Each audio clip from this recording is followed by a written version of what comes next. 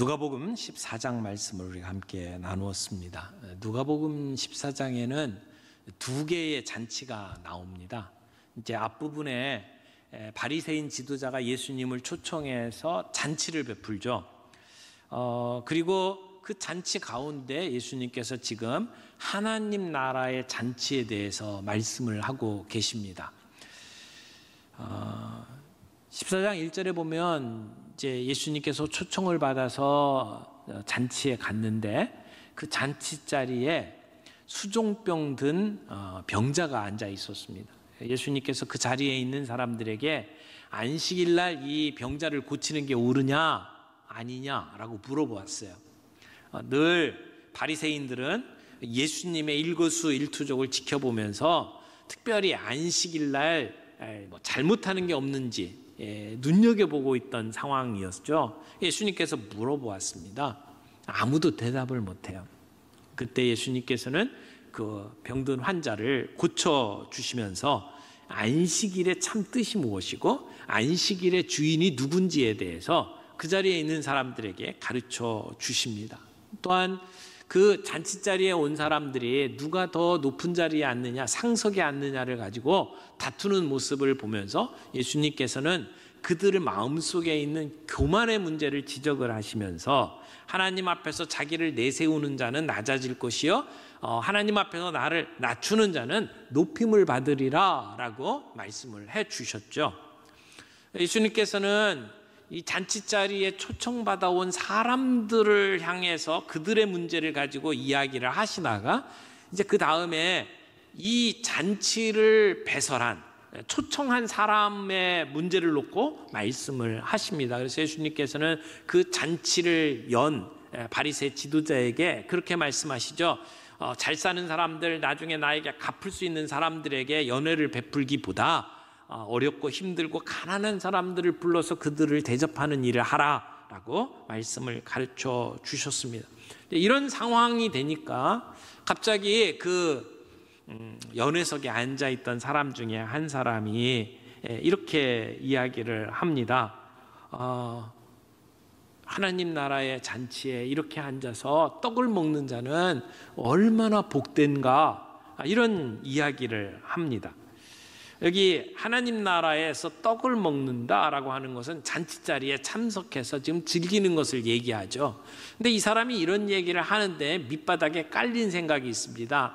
나는 잔치에 초청받은 사람이고 나는 잔치에 참여해서 떡을 먹고 즐기는 사람이다. 나는 얼마나 행복한가, 이런 이야기를 밑에 깔고 표현을 하는 겁니다. 이 종교 지도자들 또 유대인들은 하나님 나라 잔치에 대한 그 개념을 이미 알고 있었을 겁니다. 이사야서에 보게 되면 이사야가 하나님 나라 잔치에 대해서 이렇게 설명을 합니다. 기름진 것을 먹고 오래 저장해 놓았던 포도주를 꺼내서 잔치가 베풀어질 것인데 그 잔치에서는 사망을 영원히 멸망시킬 것이다. 그리고 주 여호와께서 우리 얼굴의 모든 눈물을 다 제해 주실 것이고 그 백성의 수치를 온 세상에서 제하실 것이다. 그러니까 마지막에 하나님 나라의 잔치는 얼마나 멋지고 아름다운지를 많은 선지자들이 이미 이야기를 했었고 이 유대인들은 알고 있었습니다. 그러니까 지금 이 잔치 자리에 참여해서 지금 하고 있는 이야기들, 그리고 특별히 한 사람이 내가 얼마나 복된 사람인지, 내가 하나님 나라의 잔치 자리에 초청받고 내가 이렇게 떡을 먹고 즐길 수 있는 사람이다 라고 이야기를 하고 있는 것은 자기들이 이미 초청받고 그 자리에 있는 것처럼 생각을 하고 있다는 것입니다. 그런데 오늘 이야기의 제일 끝에 가면 예수님께서 하시는 말씀을 가만히 살펴보면 이 이야기를 하고 있는 사람들은 하나님 나라 잔치에 참여할 수 없는 사람들이었습니다.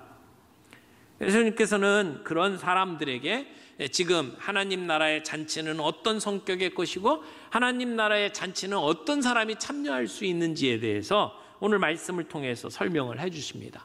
그래서 오늘 말씀 가운데 세 가지 관점에서 이 말씀들을 함께 나누려고 합니다. 첫 번째는 하나님 나라의 잔치가 이미 다 준비되었다. 지금 하나님 나라의 잔치가 얼마나 멋지고 아름다울까 근사할까 이런 이야기를 하고 있는 사람에게 지금 예수님께서 비유로 말씀을 하십니다. 16절 보세요. 이르시되 어떤 사람이 큰 잔치를 베풀고 많은 사람을 청하였더니, 큰 잔치래요. 그냥 뭐 생일 잔치 아는 사람들 부른 게 아니고요. 큰 잔치예요. 그리고 많은 사람을 불렀어요. 이건 진짜 대단한 자산가가 아니면 불가능한 일이죠. 근데 여기에 초청받아 왔던 사람들이 참석하지 못하는 변명들을 살펴보면 그 사람들도 자산가들입니다. 뭐 땅을 사고 그리고 농사를 짓는데 그 소 5결이, 그러니까 소를 10마리나 사고, 이런 것들을 보면 이 사람들은 자산가예요. 이 사람들에게 초청장이 보내어졌습니다. 이 초청하는 그 문화를 살펴보면 뭐 우리나라 사람들이야 뭐 오세요라고 이야기를 하고 그날 몇 명이 올지도 잘 모르는 상태에서 이 잔치들이 벌어지죠. 그런데 이 유대의 초청 문화는 사람들에게 초청을 하게 되면 참석할 건지 안 할 건지 확답을 듣습니다. 왜냐하면 사람들을 불러다 놓고 이제 잔치를 베풀잖아요. 송아지를 잡고 뭐 이렇게 준비를 하는데 인원이 몇 명인지 모르면 잔치를 제대로 준비할 수가 없습니다. 그리고 오겠다는 사람 숫자만큼 송아지를 잡았어요. 그런데 안 온다. 그러면 남은 송아지 어떻게 해요? 지금이야 뭐 요리를 하다가 냉장고에 넣어두면 되지만 이 중동 지역 뜨거운 그 태양빛에 있는 사람들에게는 음식을 처리할 방법이 없어요. 그래서 사람들에게 예약을 받고 그 숫자만큼 잔치를 준비하는 것은 상식이었습니다. 그래서 초청을 2번 해요. 한 번은 올 거냐라고 하는 것을 물어보는 초청을 하게 되고, 그리고 당일이 되어서 모든 음식이 다 준비돼 이제 준비가 다 되었을 때에 사람들을 초청합니다. 그때는 와야 되는 겁니다. 그래서 초청이 2번 이루어지는 것을 보게 되죠. 첫 번째 초청에 내가 가겠다고 이야기를 했으면 반드시 가야 됩니다. 가겠다고 했는데 그날 못 가게 되면 이건 주인을 무시하는 처사입니다. 아랍권에서는 그렇게 초청에 응하겠다고 이야기하고 그때 참석에 불응하게 되면 선전포고로 여길 정도로 사람들이 굉장히 무시당했다라고 생각을 하는 겁니다. 요즘 젊은이들이 신앙생활을 안 합니다. 많은 사람들이 너무 바빠요. 경쟁력을 키우기 위해서, 스펙을 쌓기 위해서 학원 다니고 해야 할 일이 너무 많아요. 젊은이로서 특권을 누리고 싶고, 그래서 자유분방하게 살고 싶고, 연애도 하고 싶고, 그런 일을 챙기다 보니까 돈이 필요하니까 아르바이트하기 바쁘고, 하나님이 베푸시는 천국 잔치에는 관심이 없는 거예요. 바쁜 거예요. 아예 우습게 여기기까지 합니다. 지금 초청에 거절하는 사람들은 나를 구원하시겠다고 하는 그 하나님의 호의를 거절하는 겁니다. 여러분, 정말 중요한 게 뭡니까? 우리의 영혼의 문제 아닙니까? 영혼의 문제는 제껴놓고, 그리고는 오늘 내가 누리는 것들, 내가 관심 가는 것들에 마음을 빼앗겨서, 그래서 그 초청한 주인을 모독하고 있는 우리 사회의 모습을 우리는 보고 있는 겁니다. 중요한 것은 하나님은 이제 준비를 다 마치셨다는 겁니다. 예수 그리스도를 이 땅에 보내시고, 그리고 십자가에 못 박혀 우리를 대신해서 죽게 만드시고 부활하신 그 예수님으로 인해서 우리를 구원할 수 있는 모든 준비가 다 끝났어요. 어린 양의 혼인 잔치가 준비가 되었습니다. 그리고는 우리를 초청하십니다. 수고하고 무거운 짐진 자들아 다 내게로 오라. 내가 너희를 쉬게 하리라. 누구든지 목마르거든 내게로 와서 마셔라. 주님은 초청을 하십니다. 오늘 그렇게 초청하면서 그 자리에 나와 먹고 마시고 즐기기를 원하시는 주인의 마음을 우리가 이해해야 합니다. 하나님은 모든 사람들을 초청하고 싶으십니다. 그 잔치 자리를 채우고 거기서 시끌벅적하며 서로 축하하며 마시며 즐기기를 원하십니다. 그럴 때에 그 주인은 이 자리를 빛내주셔서 고맙습니다. 감사합니다. 그러면서 기뻐하잖아요. 주님은 그렇게 되기를 원하는 거예요. 주님의 그 하늘나라 잔치가 풍성스럽고 영광스럽기를 원하는 것이 하나님 아버지의 마음입니다. 그래서 내 집을 채우라고 말씀합니다. 모든 것이 준비되어 있습니다. 여기에 진정한 구원이 있습니다. 이 자리에 기쁨이 있습니다. 이 자리에 감사가 있습니다. 찬양이 있습니다. 모든 것이 준비되었습니다. 그런데 많은 사람들이 안타깝게도 거절합니다. 두 번째로 생각할 것은 첫 번째 불렀던 사람들 대신에 가난한 사람들, 병든 사람들, 이방인들을 초청하셨습니다. 초청받은 사람들이 공개적으로 거절했을 때 집주인이 어떻게 반응합니까? 불같이 노합니다. 21절에 보니까 종이 돌아와 주인에게 그대로 고하니 이에 집주인이 노하여 노했습니다.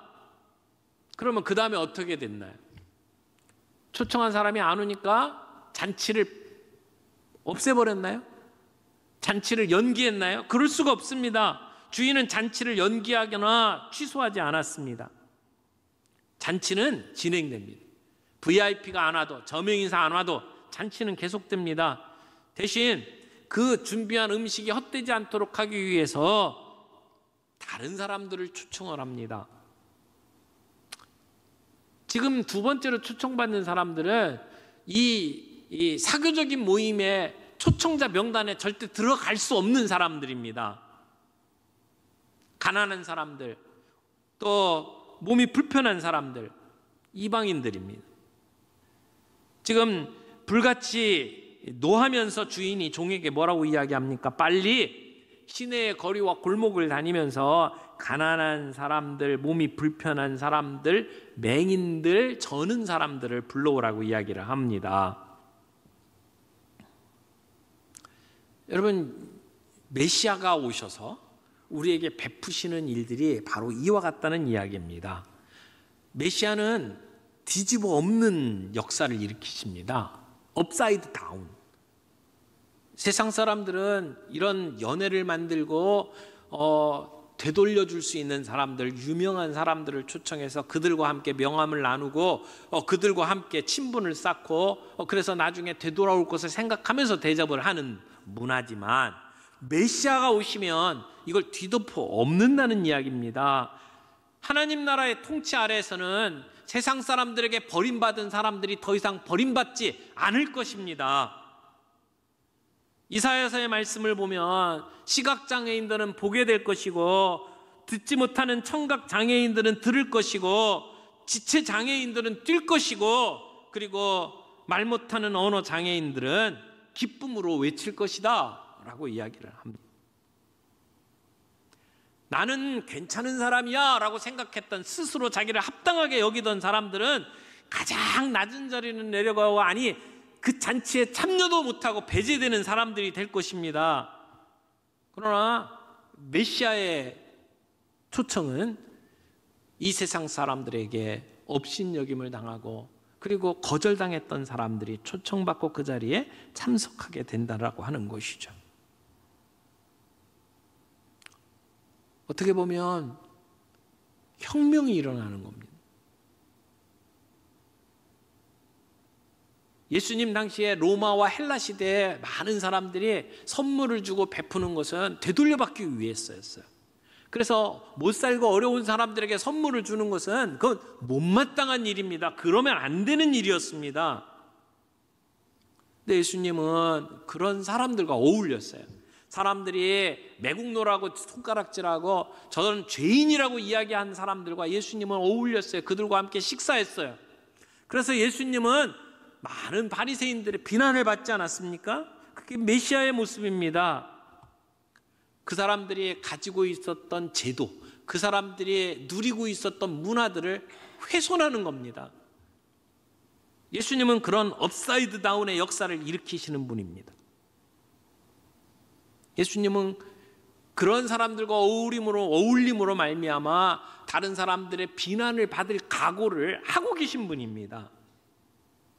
우리 하나님은 죄인의 무리를 선택하십니다. 그들은 하나님께서 베푸시는 그 관대함에 대해서 갚을 길이 없는 사람들입니다. 오기로 하고 나타나지 않는 사람들이 내미는 핑계는 이 세상의 온갖 것들입니다. 모든 사람들이 바쁘게 움직이는 이유들입니다. 그들이 가지고 있는 우선순위가 무엇인지를 보여주는 것입니다. 그러나 그들이 오지 않는다고 해서 그 잔치는 취소되지 않습니다. 그들이 언제나 마음 먹을 때 올 수 있는 자리가 아닙니다. 하나님의 초청 없이는 절대 그 자리에 들어갈 수가 없습니다. 바리새인과 서기관들은 예수님이 이 죄인들과 함께 음식을 먹는다고 비난했습니다. 그들이 보기에 세리, 창기 이런 사람들은 지금 본문에 나오는 몸이 불편한 사람들, 가난한 사람들, 눈을 제대로 보지 못하는 사람들, 저는 사람들과 똑같은 사람들이에요. 하나님 나라 잔치에 참여할 자격이 없다고 생각하는 사람들이었습니다. 그런데 주님은 그런 사람들과 함께 어울리고 그리고 그들을 하나님 잔치에 초청을 하십니다. 하나님 나라의 잔치에는 인간적인 자격이 필요 없습니다. 우리는 그것을 은혜라고 이야기를 하죠. 세상에서 이야기하고 있는 그런 자격으로 들어올 수 있는 것이 아닙니다. 그저 하나님이 부르실 때 나는 자격이 없는데, 나는 그럴 자리에 초청받을 사람이 아닌데 근데 불러주셔서 고맙습니다 라고 하며 감사함으로 오는 사람들이 들어갈 수 있는 것, 그것이 하나님 나라의 잔치입니다. 잘났다고 생각하는 사람들이 갈 수 있는 것이 아닙니다. 나는 그래도 이만큼 했으니까 구원받을 수 있다라고 하는 자격을 논하는 사람들이 들어갈 수 있는 자리가 아니라는 것입니다. 세 번째 생각해야 될 것은, 하나님은 그 연회에 강권해서 채우라고 말씀을 하셨어요. 22절 말씀을 좀 보세요. 종이 뭐라고 이야기를 합니까? 주인이 명하신 대로 다 했는데, 그래서 이런저런 사람들을 다 불러 모아서 자리를 채웠는데 아직도 자리가 비었습니다. 그랬더니 주인이 다시 명령을 합니다. 23절입니다. 길과 산울가로 나가서 사람을 강권하여 데려다가 내 집을 채우라. 자, 세 번째 초청받는 사람들은 어떤 사람들입니까? 지금 길과 산울가로 나가서, 여기는 성 밖을 이야기를 하는 겁니다. 성 밖을 다니면서 잔치에 참여할 손님들을 불러오라고 이야기를 하는 거죠. 성 밖에는 버림받은 사람들이 살고 있는 곳입니다. 소수인종들, 또 거지들, 창녀들, 무두장이들. 무두장이라고 하는 것은 그 가죽을 다루는 일을 하는 사람이죠. 시체, 동물 시체를 이제 가죽을 벗기고 그 가죽을 가지고 뭐 상품을 만드는 것은, 그것은 굉장히 천한 일로 여겼어요. 부정하다고 여겼어요. 그래서 이 동네 안에서 그런 일을 할 수가 없어서 특별히 악취가 많이 나죠. 불결한 일입니다. 이런 일들은 성 밖으로 다 내쫓았어요. 그런 성 밖에 사는 사람들을 찾아와서 잔치 자리에 오도록 하라는 겁니다. 그런데 이들을 데려올 때는 뭐라고 표현을 했냐면 강권해서 데려오라고 이야기를 합니다. 여러분, 강권이라고 하는 말이 뭘까요? 뭐 폭력을 행사해가지고 뭐 억지로라도 참석시켜라? 그런 말이 아니에요. 뭐 종교 탄압을 해가지고 안 믿으면 불이익을 주면서 예수 믿게 만들어라? 그런 얘기도 아니에요. 억지로 강요해서 되는 일이 아니라는 겁니다. 여기서 말하는 강권이라고 하는 것은 강하게 권면하고 설득하라는 이야기입니다. 왜 이런 이야기를 하냐면, 여러분, 그 당시에 성 밖에 어떻게 보면 성에서 쫓겨난 사람들에게 와서 잔치 자리에 참여하십시오라고 이야기를 하면 그 사람들이 오지 않을 가능성이 훨씬 높았습니다. 왜 나 같은 사람을 부르냐? 여태까지 우리에게 관심도 없다가 왜 우리 같은 사람을 부르냐라고 말할 수 있죠. 굉장히 당혹스러울 겁니다. 그리고 미심쩍어할 겁니다. 그 뒤에 무슨 의도가 있는 거 아니냐, 우리를 무슨 이용할 것 아니냐라고 생각을 하면서 부자들에 대해서 아주 경계심을 갖게 마련이었다는 것입니다. 그런 사람들에게 오라고 하면 오지 않을 겁니다. 그래서 지금 이 주인은 뭐라고 이야기하냐면 강권해서 데려오라고 이야기를 합니다. 설득하라는 얘기죠. 지금 주인이 왜 여러분들을 초청하고 있는지를, 그 마음의 진정성을 이해를 해달라는 거죠. 그래서 한번 가갖고 얘기해가지고 나는 못 가겠다 그러면 알았습니다 하고 돌아오지는 말라는 겁니다. 그들을 설득하라는 이야기입니다. 할 수 있는 방법들을 다 동원하라는 이야기입니다. 그래서 강권하여 데려오라고 명령을 하시는 겁니다. 강권하여 데려오라는 말씀 속에서는 우리를 향한 하나님의 뜨거운 사랑이 담겨져 있습니다. 올 테면 오고 말려면 말아라라고 하는 그러한 사랑이 아닙니다. 그걸 사랑이라고 말할 수가 없죠. 여러분, 진정한 사랑은 그저 신사적인 사랑이 아닙니다. 강권하는 사랑입니다. 선생님들 가운데에도 사람들에게 신사적으로 그냥 잘 대해줘서 인기 있는 선생님이 있죠. 그러나 참 스승은 아닐 수 있습니다. 진정으로 자식을 사랑하는 부모라면 때로는 자녀들이 힘들어하고 못하겠다고 이야기를 하더라도 정말 그 자녀를 위해서라면 하라고 강권할 수 있습니다. 때로는 그 아이들을 향해서 꾸짖을 수 있어야 합니다. 오늘 우리가 복음을 전하는 일들에 있어서 너무 신사적인 모습들로 바뀌었습니다. 강권하는 사랑을 잃어버린 것, 이건 우리가 좀 회개할 필요가 있다고 생각을 합니다. 여러분, 정말 사랑하는 사람들에게 복음을 들고 그들을 초청을 할 때 정말 그 잔치에 초청하신 하나님의 그 뜨거운 사랑을 전달할 때에 우리가 제대로 전달을 하고 있는지 우리는 되돌아봐야 합니다. 억지로 강압해서 데려오라는 게 아니고 정말 그들에게 그 사랑이 진정으로 전달될 수 있도록 우리는 최선을 다하고 있는지 살펴봐야 한다는 겁니다. 오늘 주인은 강권하여 그 잔치집을 채우라고 말씀을 합니다.